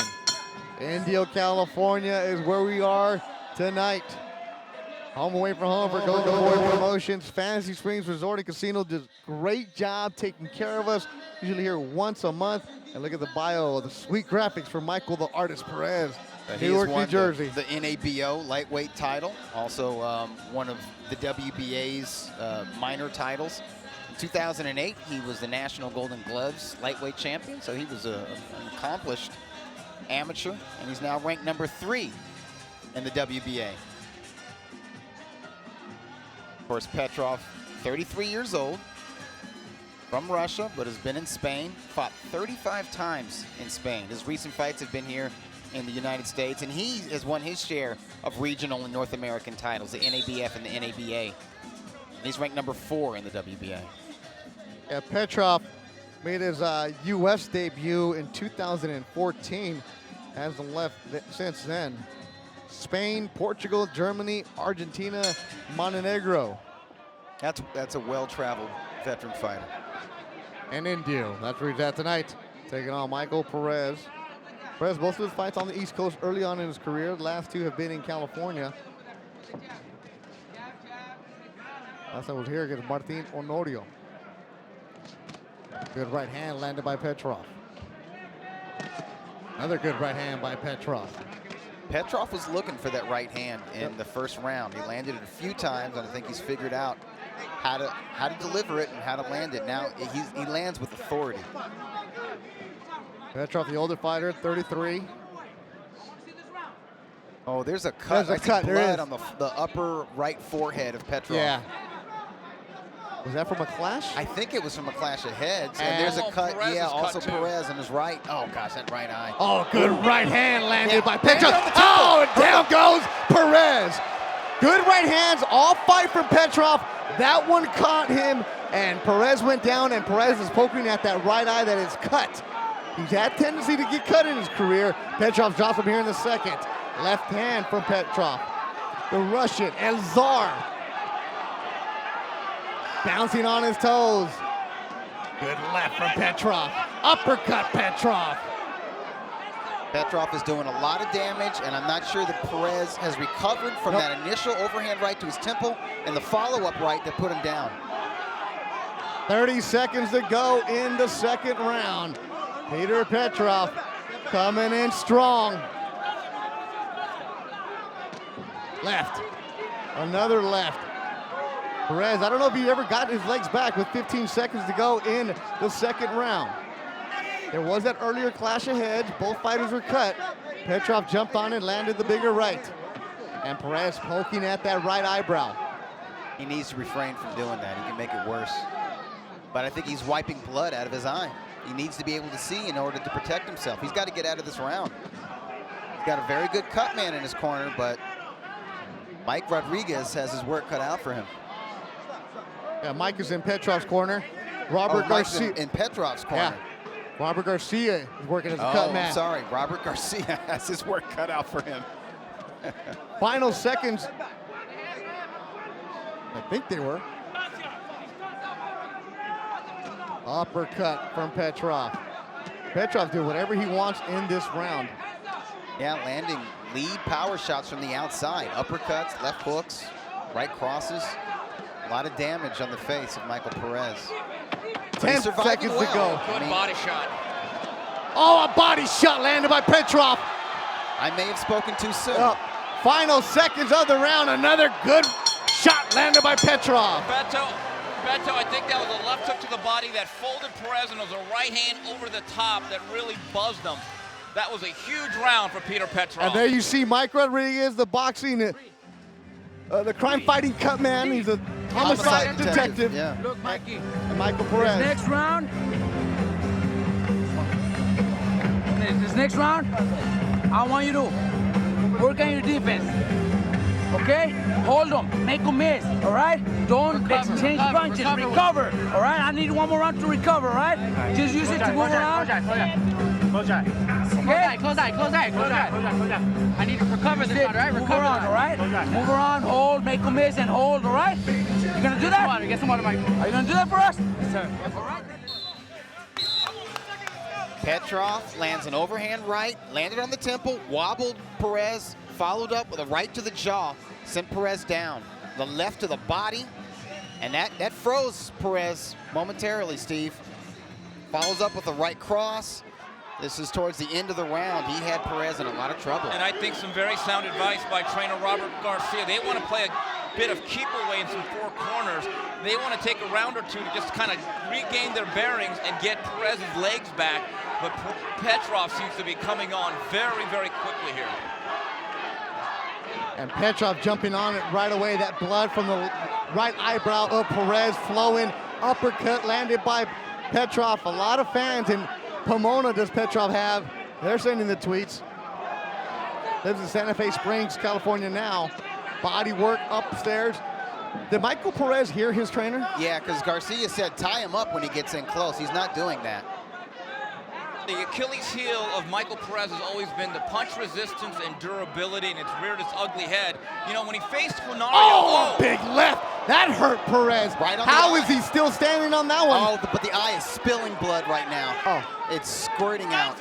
Perez, mouth wide open. Petrov loading up on shots. Elzar is looking good here early in the fight. Body work. Perez doing the opposite of what his corner told him to do. He's trying to gut it out here in the third round. Well, it's like Perez heard Garcia say, work on your defense, and he took that as to mean no offense. That's not what Garcia meant. Garcia meant tie him up, move if you can move, but don't just stand there and take shots. Well, guys, you got to fire back if nothing else. There, finally he holds. But Doug, in all fairness, I think Petrov is just overwhelming Perez with some really quick pressure and being much quicker than Martin Onario is. Listen, you can give all the advice in the world, but if your fighter does not have his bearings or his legs underneath them, it really doesn't matter what you tell him at this stage. Yeah, we can't minimize the work that Petrov is doing. I mean, there's a lot of steam on this guy's punches right now, and it's a very nice selection of power shots. Petrov snapping that jab also. That's the thing. When he faced Onario, he faced a really slow guy that came at him at the same pacing and rhythm. Petrov has really good quickness this afternoon. And that Onario fight on the eve of Canelo and Khan, that was one where I saw Marvin Quintero was cut, and Petrov jumped on it, took advantage of opportunities. That's exactly what a fighter's supposed to do. But you see his arsenal is varied. I mean, he's got body shots, he's got uppercuts, he can lead with power shots. Sometimes he'll be in the southpaw position as he works his way inside. Now he's back to orthodox. He's not easy to figure out. He's not a one-dimensional slugger, as some people have categorized him. He is tough, he is a grinder, but there's a lot of intelligence that comes from that experience that he has. Final seconds of the round. All Peter Petrov early tonight in Indio, California, loading up on his shots, landing them, and that'll do it for 3.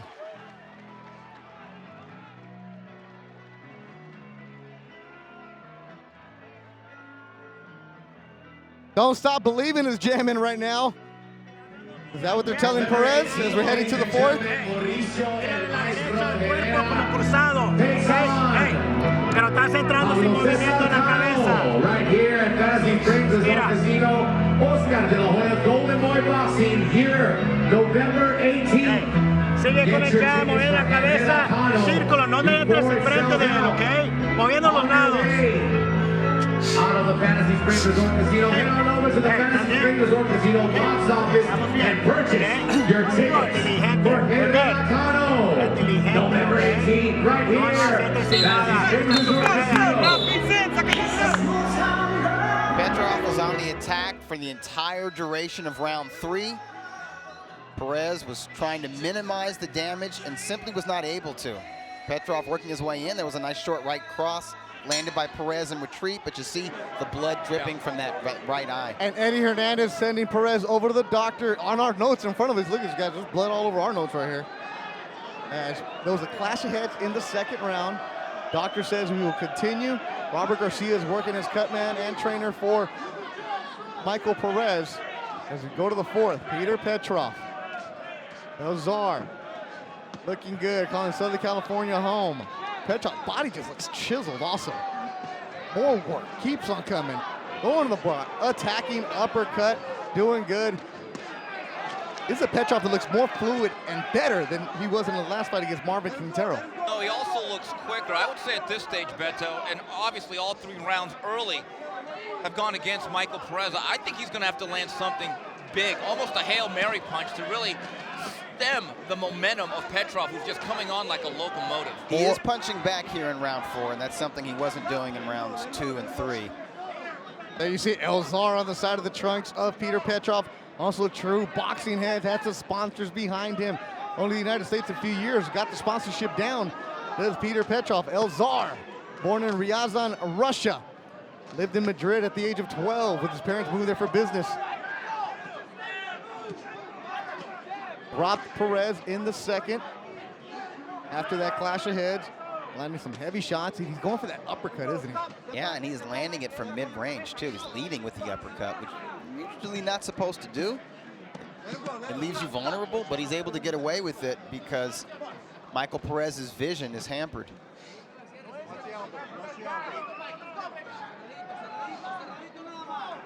Yeah, Sedona 90377 watching tonight. Appreciate you.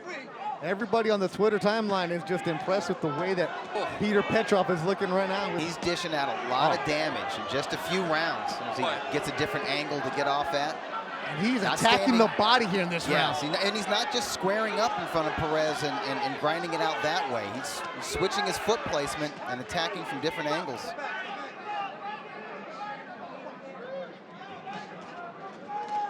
Good uppercut from Perez. Nice right from Perez. He needs more like that. Here comes Petrov. Interesting to see how that cut on the right eye of Perez is going to affect him later on. Doug, he's landing punches here and there, Perez, that are very clean, but I think he's going to need a fight-changing punch to really turn this fight. It's all going one way. And I tell you, Petrov is just relentless with this pressure. There's not much power behind Perez's shots. Well, it's been punched out of him, Beto. Let's just be very honest. I mean, I don't think his legs have been underneath him since that second round knockdown. Right, his equilibrium was affected before he actually hit the deck in that second round. And we got to take into consideration the body attack from Petrov. That's going to take a lot of steam off your shots. You know what? I give Perez credit. I don't think he's won this round, but he's been very game here in the fourth. He's a gutsy fighter.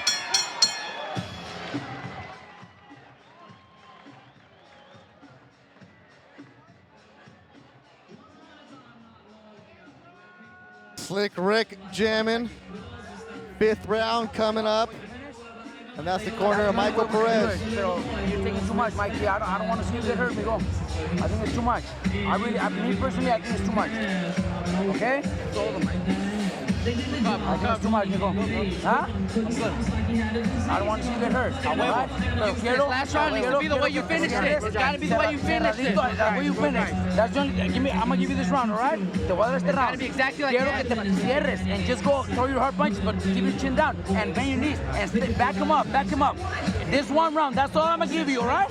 Okay? Give this round, Mike. I'm gonna give you this round.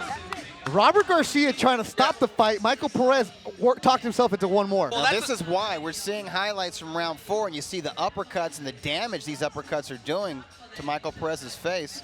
We're also seeing the body work from Petrov, which has been good throughout the fight. And Beto, as you alluded to, I think Robert Garcia wanted to halt the action, throw in the towel. I think Mike Perez has 3 minutes here to change the mind of his trainer. I don't think he's going to get 3 minutes. I think Robert is going to pay attention quickly.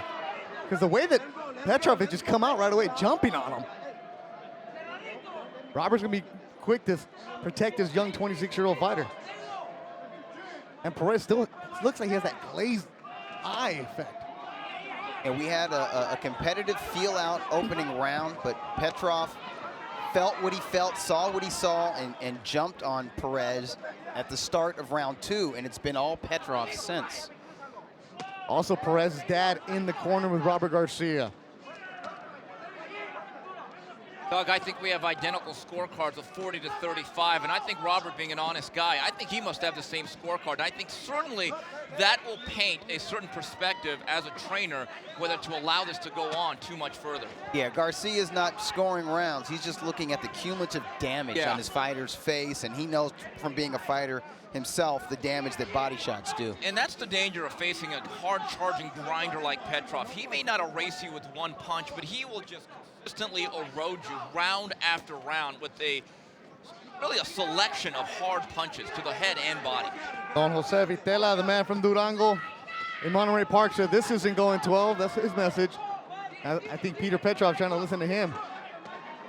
Petrov just relentless. Well, and you see the underrated footwork when he's in close. He never just stands in front of Michael Perez. He gets off with heavy shots to the body and head, and then takes a step to the right or to the left and gets off again. Is that where that rope work comes in, Steve, where the guys are doing the back and forth, the body work? You know, a lot of that is the upper body movement, but a lot of this you have to be trained and drilled into as your trainer overlooks. You could do that with the heavy bag. You could do that with the big circular pad. Oh, and he got caught right there. Perez showing some heart. Lands a big shot, a minute to go in the 5th. Jab from Perez. Starting to show some life in those legs now. Here's Michelangelo Perez. I got to give Perez a lot of credit. Just looking at him, he's doing everything he can not to drown in there. He's trying to tread. No, he is. I mean, listen, right now he's like that guy who's 50 yards from shore who's really engulfed. And the question is, will he be pushed to the bottom? He actually landed a good right hand there on Petrov. Petrov's movement is impressive. No, it's perpetual motion. It really is. 10 seconds to go in the 5th round. Scheduled for 12. A bloody Michael Perez down in the 2nd. Getting worked here by Peter Petrov in an eliminator in the WBA lightweight division. Roll. Remember. All the way. All right. Okay. Hey guys, don't let me get it bob. Put the hitting behind the head, okay? He's doing it. Okay. Ahorita cuando empiece el round, un golpe. ¿Lo oyó? When the round starts, one body shot. Yo le digo, fuerte. Hard. Cuando empiece el round, fuerte. Okay? When the round starts, strong. No le hace que te quite un punto. Okay? He got tired, Mike se vació. Ya está Ya no tiene nada, Mikey. Ya no tiene nada. He yo, Mike, he gave everything the first couple rounds. He's tired. He gave it all early on the fight. Perez landing a right to the body. But Petrov coming back with both hands to the body as they grapple, lock arms on the inside. Petrov with the short uppercut on the inside. Got clipped with the right cross and Perez. So Perez did well enough to convince Robert Garcia to keep him in the fight. Let's see what happens here.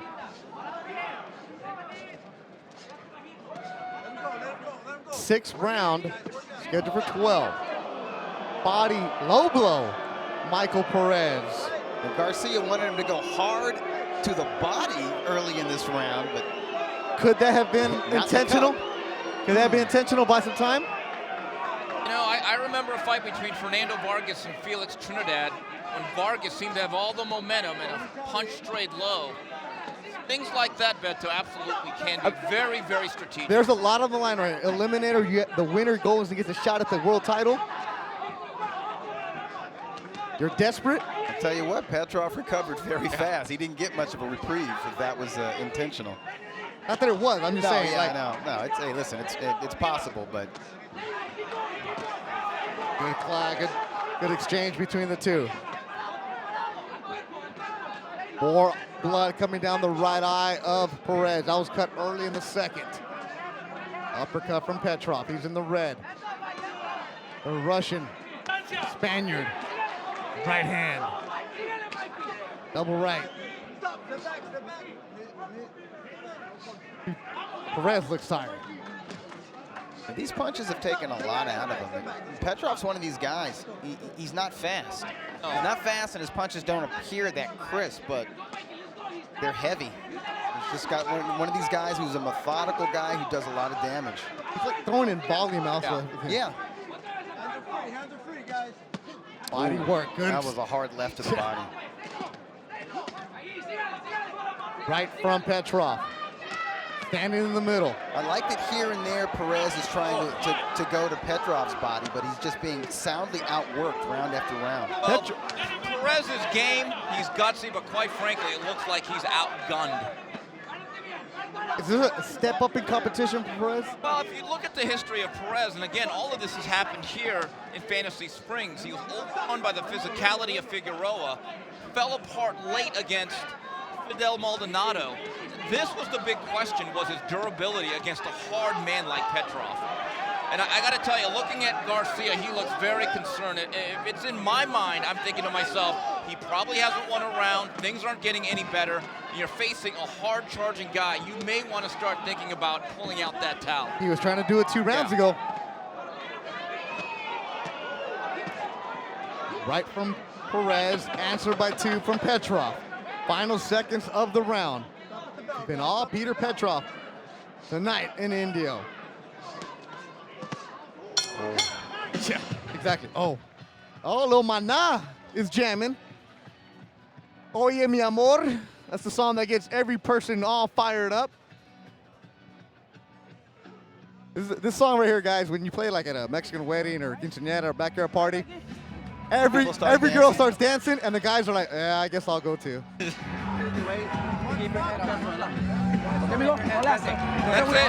it, guys. And it is over. The fight is over. Robert Garcia has stopped it. Protect his young fighter. Yeah, good stoppage, good decision by Robert Garcia. And it lets me know that Robert Garcia is growing as a trainer. He received a lot of criticism 6 years ago in Texas, in Arlington, Texas, by allowing Antonio Margarito to go 12 against Manny Pacquiao. You know, that's the toughest decision, to not allow a fighter to get beat twice. Once for that night and once for the rest of his career. I think that stoppage is very prudent. It allows Mike Perez to fight another day. And Perez argued with Robert at the end, shook hands with his trainer. Now the 2 fighters are shaking hands in the middle of the ring. It was a good scrap. Went at it. I came away really impressed with how Peter Petrov looked. Elzar is taking a step up. He looked better tonight than he did in May against Marvin Quintero. Yes, he did. We saw a lot more wrinkles to his game. Doug, whoever wins that rematch between Jorge Linares and Corolla, they got a tough customer awaiting him in this man, Peter Petrov. And we're going to see, these highlights are going to tell us why. You'll see right there, he keeps grounding. This was round 6, the final round of the bout. And you see, even when Perez blocks like an uppercut, there's a left hook to the body following it. He's always putting his punches together, Petrov is. And they're all heavy shots. If you look at this division, guys, your champions are Linares, Robert Easter, Dejan Zlatikanen, Terry Flanagan. Then you have contenders like Denis Shafikov, Juan Diaz, Ray Beltran, Jose Felix, and Verdejo. Mikey Garcia is in that mix. The lightweight division is very deep. It's varied. It's a hot weight class in boxing right now. And there you see him talking with Golden Boy president Eric Gamez. Frustrating night for Michael Perez, but his trainer, Robert Garcia, as you mentioned, growing as a trainer. And this is somebody who's in his house every single day, knows him. Tried to stop the fight a couple rounds ago. Perez talked himself into more time, but at the end of the day, he just avoided the inevitable. It's a hard position for the trainer to be in because he's right there sacrificing with this fighter. He knows how long and how hard Michael Perez has worked since suffering the first loss of his career 4.5 years ago. I mean, unbeaten over his last 10 bouts. He doesn't want to stop it, but he also cares about him as a fighter and as a human being. Well, also in like 27, 28 fights, Michael Perez only has 11 knockouts, so he doesn't have that proverbial eraser. And I think, again, that's a variable that you have to factor into. Is my guy a Julian Jackson type of puncher that can make up for a lot of mistakes? Petrov has only been stopped by one guy, a very heavy-handed Marcos Maidana, I believe at 140-something. Yes. So I did not see this thing changing anytime soon. I think Robert Garcia made the tough decision, but the only one that really needed to be made. You're right. He's only been stopped once. That was with Marco Maidana in 2011. The other losses, most recent, Dejan Tikkanen. And then before that, early on in his career. So Right. it's not like he's also a fighter who's going to get caught by standing there and doing something dumb. And it looked like Petrov was getting stronger as the... He's all about conditioning. You know, he is. He's a grinder, but when we say grinder, don't mistake grinder for a lack of one-dimensional. skill. Yeah. Right, or flat-footed.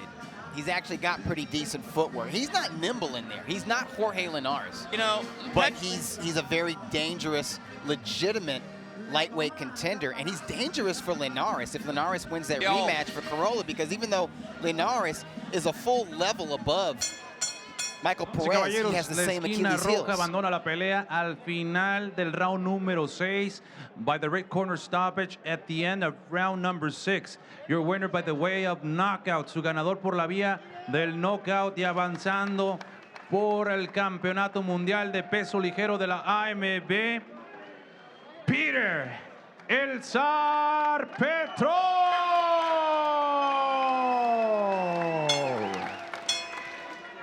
El Zar, no que no tronabas, there he is, gets the job done. Madrid, Spain, Ryazan, Russia, Southern California. Peter Petrov gets the victory tonight.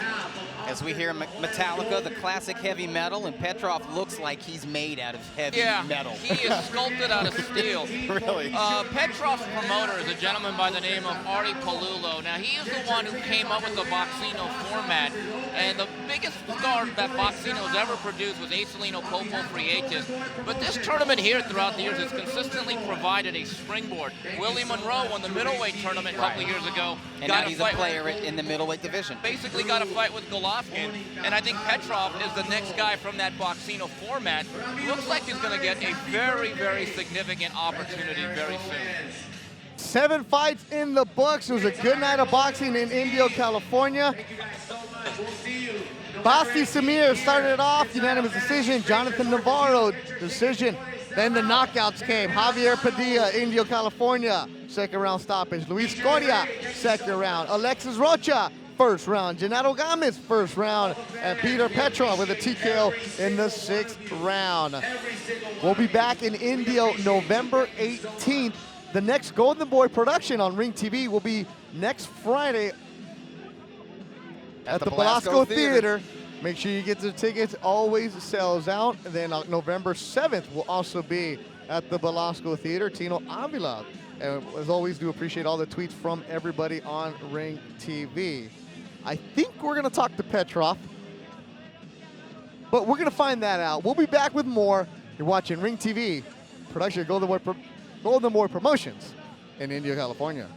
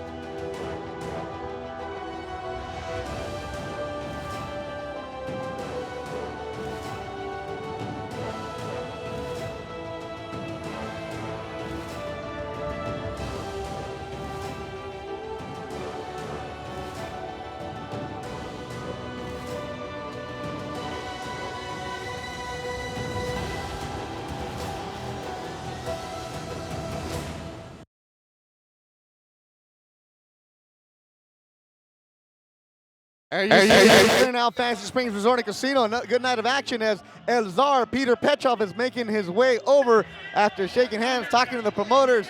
Aquí siéntate, viejo. Aquí está una toalla. Aquí quieres. We got everything for you, baby. Tenemos todo. Lo que necesitas, aquí tenemos. As El Czar Peter Petrov sitting down, Luis, stage managing deluxe, is getting in here. We're going to fix that microphone. Ahí está la cámara si quieres mirar. Hola, amigo. Todo. Ok, ¿qué pasó en esta pelea? Saliste muy fuerte. You came out really strong in this fight. ¿Ese era el intento? Was that the intention? Sí, he confiado en mi campamento. Hemos hecho un gran trabajo con mi entrenador y manager, Denis Zamora. Y hemos contratado un nuevo coach, physical coach, Jerry Arias. Y gracias a ellos he venido al 200% físicamente. Y tenía que salir desde el primer round hasta el round número 15 o 20 y sacar golpes. Y estaba preparado, estaba confiado en mi trabajo y así lo hemos hecho. Sabíamos que él iba a abandonar, que no iba a aguantar mi ritmo y así pasó. Said a lot there, so I'm trying to get you there with that Spanish accent. He hired a conditioning coach for this one, and he was prepared to go 1 through 15 rounds, and they knew that Perez wasn't going to be able to stay with him. ¿Sabías que no iba a aguantar toda la pelea? You knew he wasn't ese going era to. el plan. Sabíamos que no iba a aguantar esa pelea porque él es un gran boxeador, pero le he visto sus peleas y nunca le he visto con un boxeador como yo, que esté pegando los 3 minutos de cada round. Yeah, he's a good fighter. I've seen his fights, but he's never been one that has gone the full distance, and he's never gone up against somebody who has my strength. And ahora tienes una oportunidad de pelear contra Jorge Linares. ¿Cómo te sientes con eso? Sí, la verdad es un orgullo para mí. Yo siempre he seguido la carrera de Jorge Linares y siempre he dicho que es el mejor boxeador en peso ligero. Cuando él estaba en 130 libras, yo boxeaba 130 libras y quería esa pelea, pero nunca salió. Y ahora tenemos la oportunidad, gracias a esta pelea, gracias a WBA por esta eliminatoria, gracias a mis promotores por conseguir esta eliminatoria y tenemos esa oportunidad. Ojalá, espero que es un gran campeón y espero que me dé esa ansiosa pelea por el título mundial. I've always followed Jorge Linares' career. I always thought he was one of the best at 130. And when he was fighting 130, I always wanted that fight. It never happened. And thank you everybody that now there's an opportunity to fight against Jorge Linares. Última pregunta. Last question. How do you feel right now? ¿Cómo te sientes? I feel so happy. Oh, wait. You speak English? Nah, a little bit. Oh, man. No. They told me no English. I had a You great lied to training me. camp with my trainer, and I'm so happy. We did it. All right. Ahora traduce eso. Translate that. Ya hemos hecho un gran trabajo con mi entrenador y confiaba en mi victoria y lo hemos hecho, lo hemos logrado. Gracias a todo mi equipo, sin ellos no es posible. Y gracias a mi mujer, a mis patrocinadores, gracias a todos. Gracias a España, Rusia, Brasil, для вас. ¿Sabes qué? Братан и для вас. Друг? Друзья, для вас. Robot Chai. Viva México, cabrones. El Czar Peter Petrov le ganó a Michael Perez. That's probably one of my best interviews. Un abrazo a puertorriqueños que son una gran gente, gran aficionada al boxeo. Pues Argentinos, felicidades. todos. Gracias. El Czar Peter Petrov habla todos los idiomas. He speaks way too many languages. We'll be back with more English only in Indio, California. Thank you.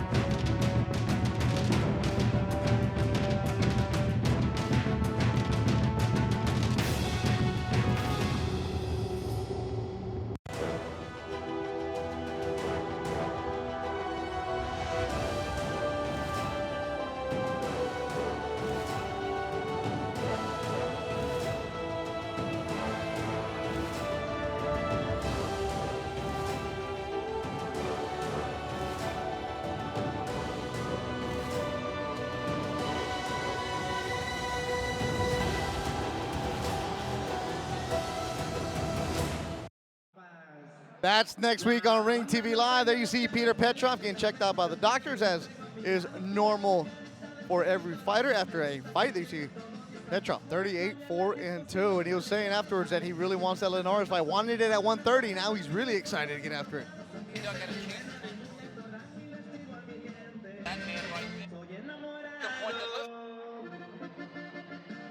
Navarro, 20 years old, 6-0, 5 KOs from East Los Angeles, California.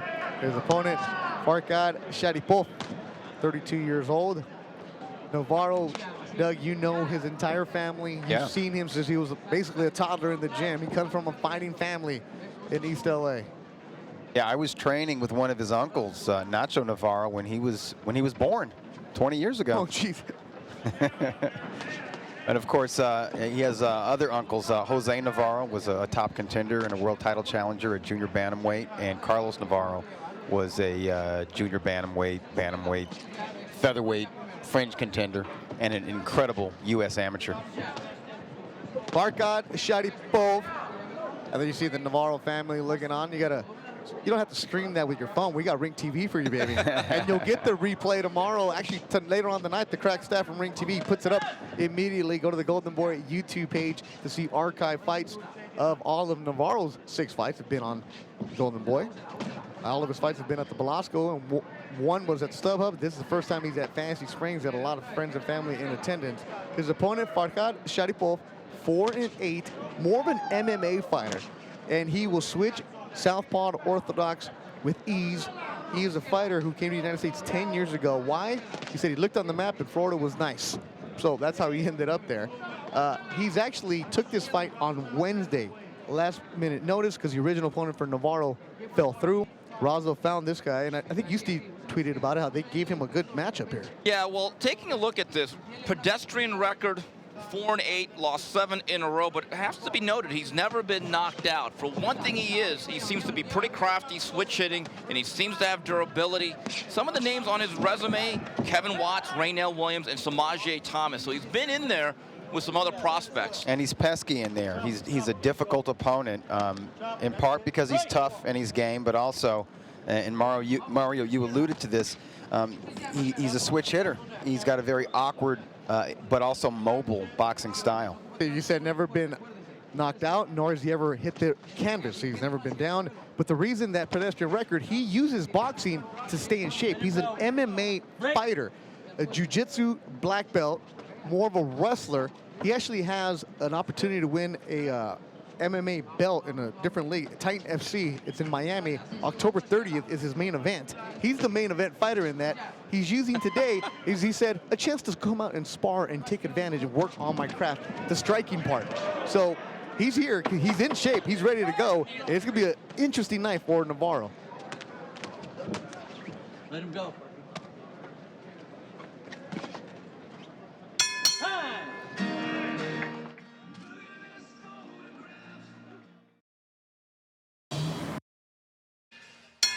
Jonathan Navarro, 20 years old, East LA, where he was born and grew up.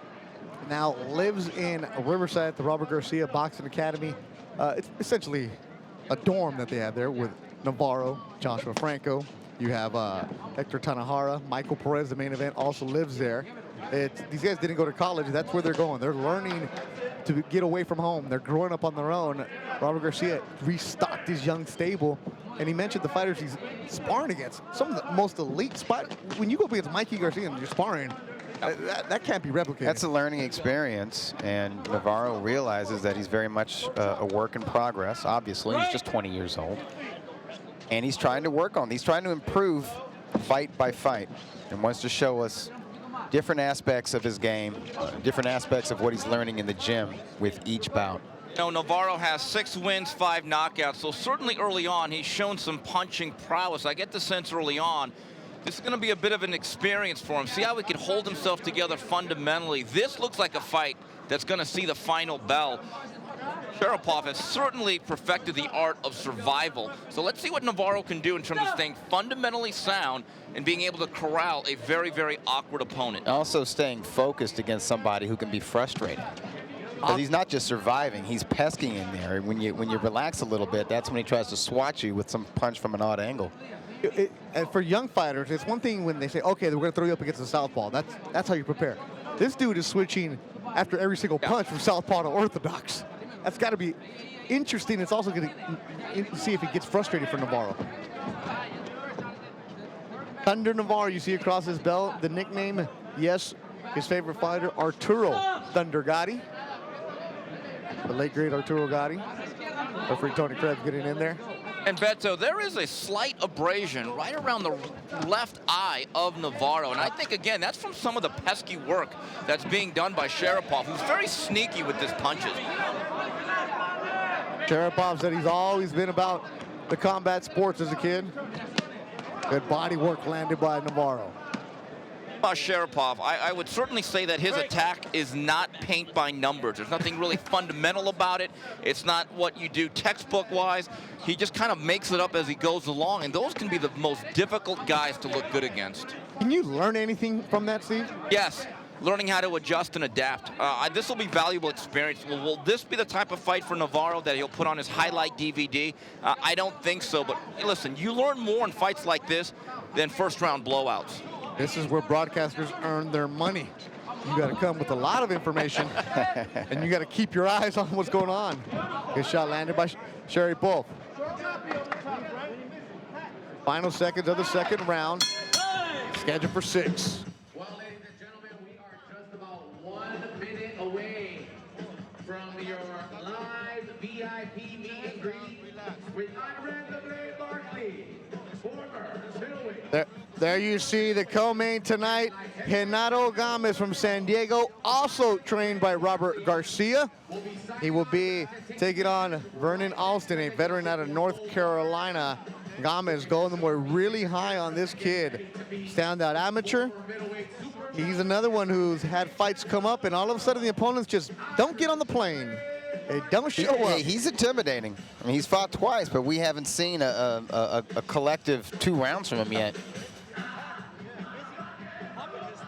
See if tonight's opponent can get out of the opening round. Well, he's in the building, so that helps. That does help.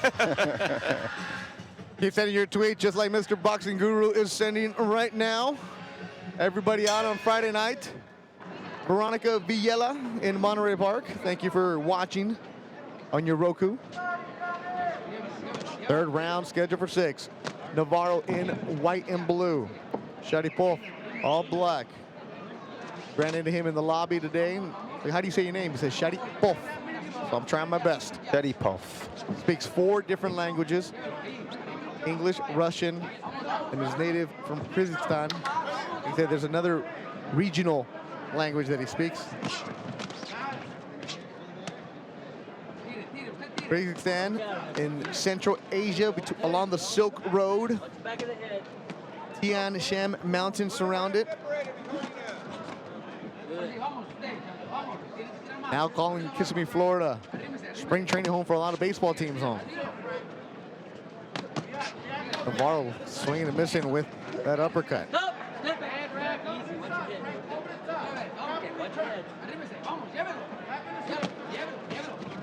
Robert Garcia, Navarro's trainer, has an interesting night. Not only does he have Navarro right now, but the co-feature is Genaro Gamez, who we saw. Then the main event is Michael Perez. Yeah, he's busy tonight. Robert's saying that it's a team effort. His son, Pita, will be involved doing the mitts while he's out here working the corner. His father, Robert's father, is actually in attendance tonight. He's going to help Eduardo. out. Yeah. Big G's going to help out with the.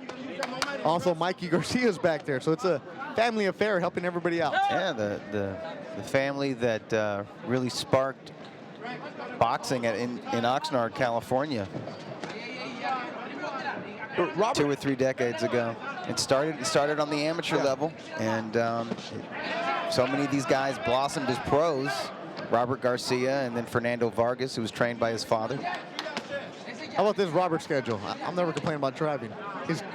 He lives in Riverside at a new facility, drives every morning to the 8:05, works those guys till about 11, 2-hour drive back to Riverside to work the fighters here around 1 o'clock, and keeps on going 5 days a week.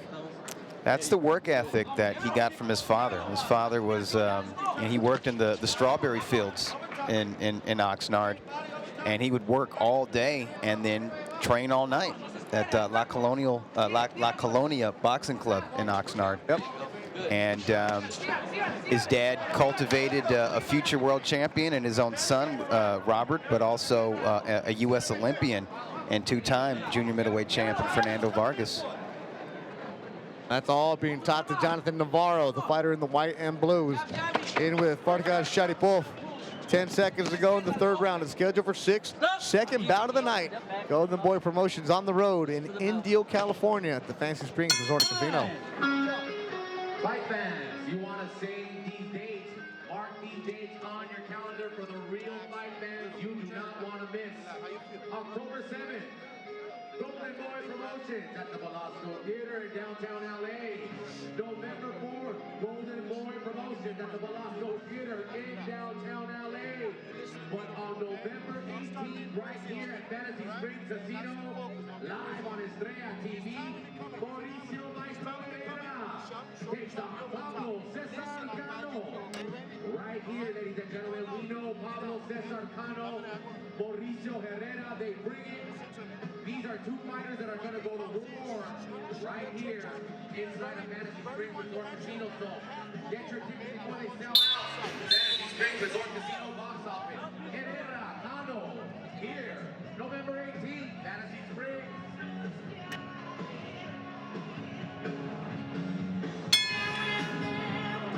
Sweet Child of Mine, DJ Ray with the tunes here at Indio, California. A favorite of Joel De La Hoya, manager, is watching tonight. Joel, of course, loves the 80s.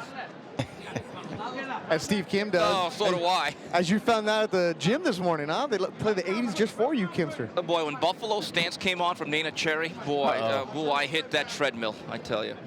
You know, this has to be a very frustrating experience for Navarro. You could almost see the gears grinding in his head, trying to find a way to hit this guy clean, and this guy simply does not allow himself to be a flat surface at any time with all the switch hitting he does, and he's very evasive, especially with his upper body. Yeah, the upper body is moving all the time.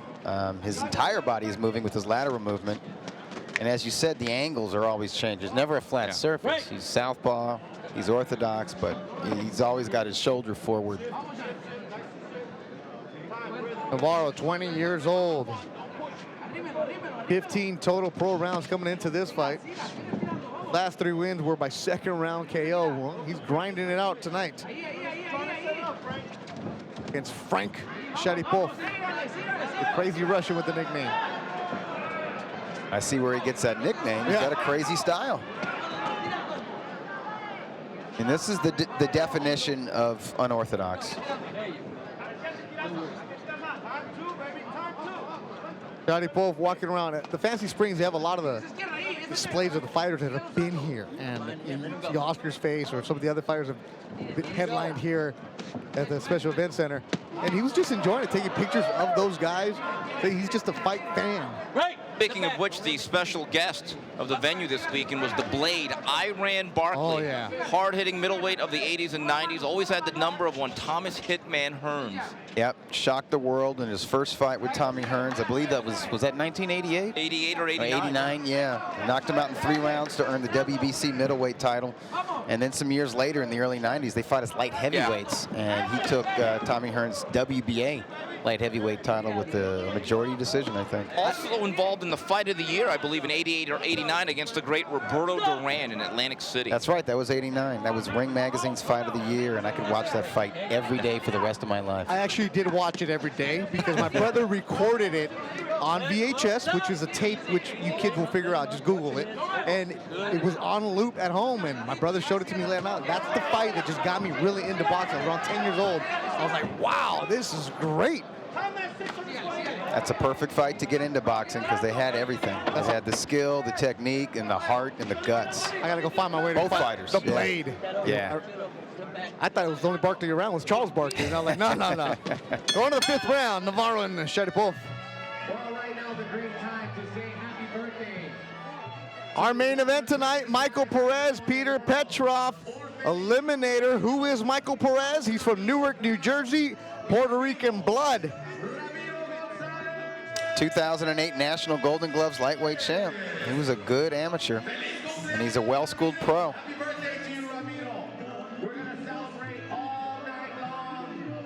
And they're singing Las Mañanitas, which is the birthday song in Spanish, to Ramiro, Golden Boy PR. It was his birthday a couple days ago. Happy birthday, Mr. Gonzalez.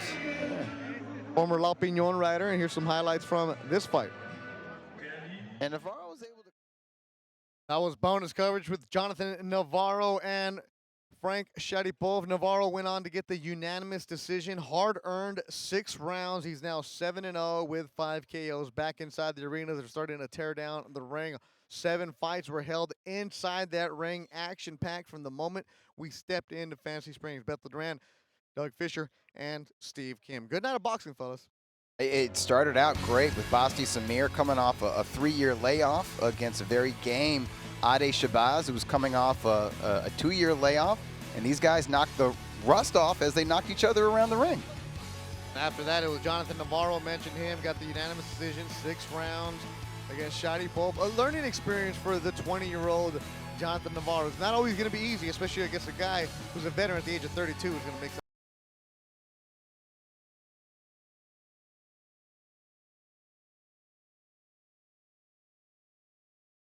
That Javier Padillo, Indio, California, made his pro debut. He's 21 years old over Richard Morales. Went to the body early, stopped it in the 2nd round. Over 300 friends and family were in attendance to see Javier Padilla make his pro debut in the super bantamweight division. And look good after that. Luis Cordia, who had over 500 people in attendance. 18-year-old, he's still a high school senior, had to take a couple days off.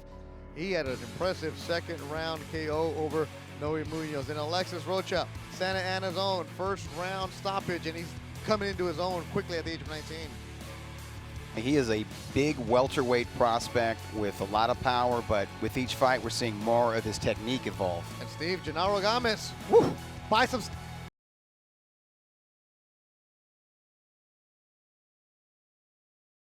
Main event, it was Peter Petrov stopping Michael Perez as Perez's corner. Robert Garcia protected their fighter, kept them on after the 6th round. For our entire crew, Golden Boy Promotions, Media and Entertainment, Steve and Doug, I'm Bethel Duran saying good night from Indio, California.